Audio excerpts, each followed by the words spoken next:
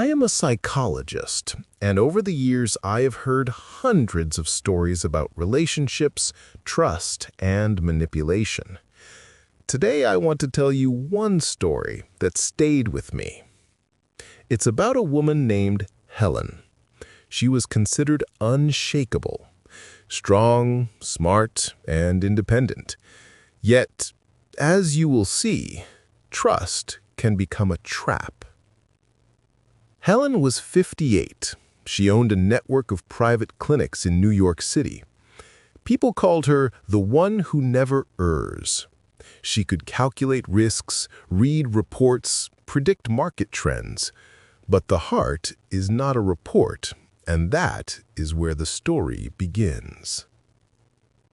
Then there was Daniel, 28, a young marketing specialist with charm and energy that seemed innocent. Too innocent, perhaps. They met at a conference in San Francisco. A smile, a handshake, a few jokes, and he was already close. Have you ever felt that someone knows you too quickly? That instant connection that feels almost too perfect. That is exactly where manipulation begins, subtly, invisibly. At first, it looked like a perfect professional collaboration. He offered fresh ideas for clinic marketing, and Helen listened, assessed, just like always. But soon came dinners. He listened carefully, never interrupting, asking about her life, not her business, about her. He remembered small details, the way she drank her coffee, how she pushed her glasses up, the change in her voice when she spoke of her family. These little things became bridges, tools to build trust, step by step. And just like that, the stage was set. She spent more time with him. He advised on marketing, then offered financial advice. At first, small recommendations: optimize payments, change vendors, invest a small portion in supposedly safe funds. He spoke with numbers, gave examples, built logic. For Helen, a woman of numbers, this sounded rational. She allowed him partial access to useful analytics, just to act faster. Safety, trust, dependence. This is the pattern manipulators use. 6 months later, she found empty gaps in the reports. What exactly was missing? You will see in a moment. One morning, Helen checked her account balance. She saw large sums transferred to a company she had never heard of. The amount?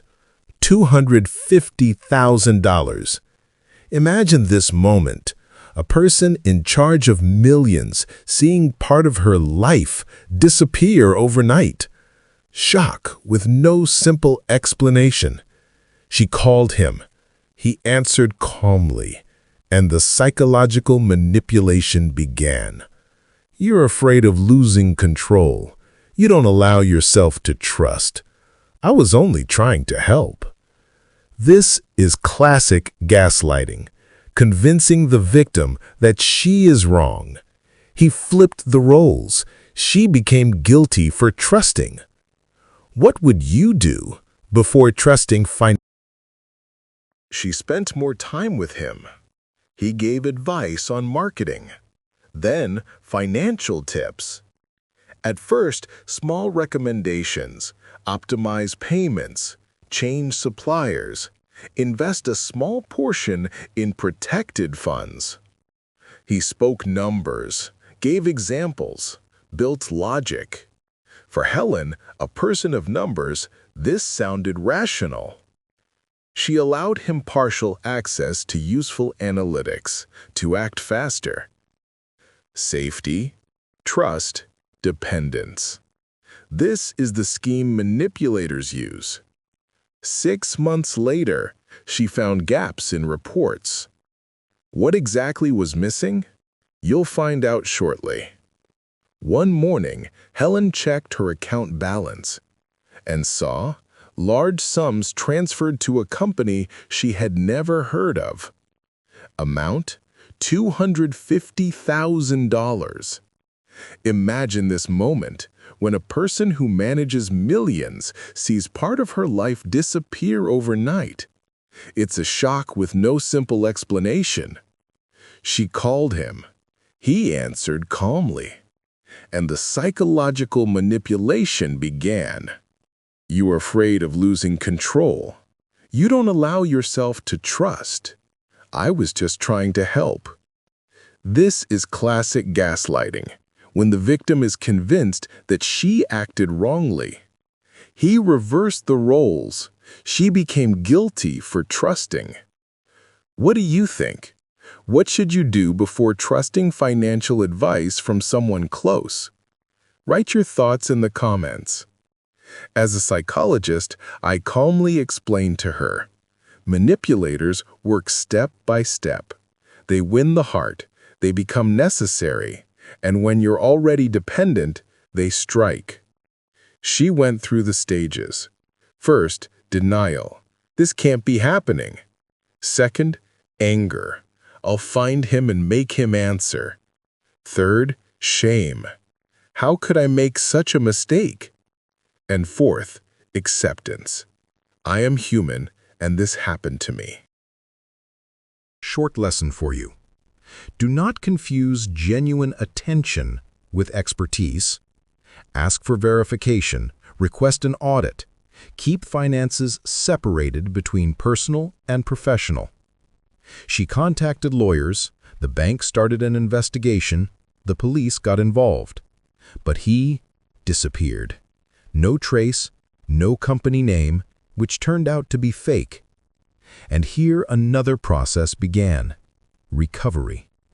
At first, the painful learning to accept help but not give up control.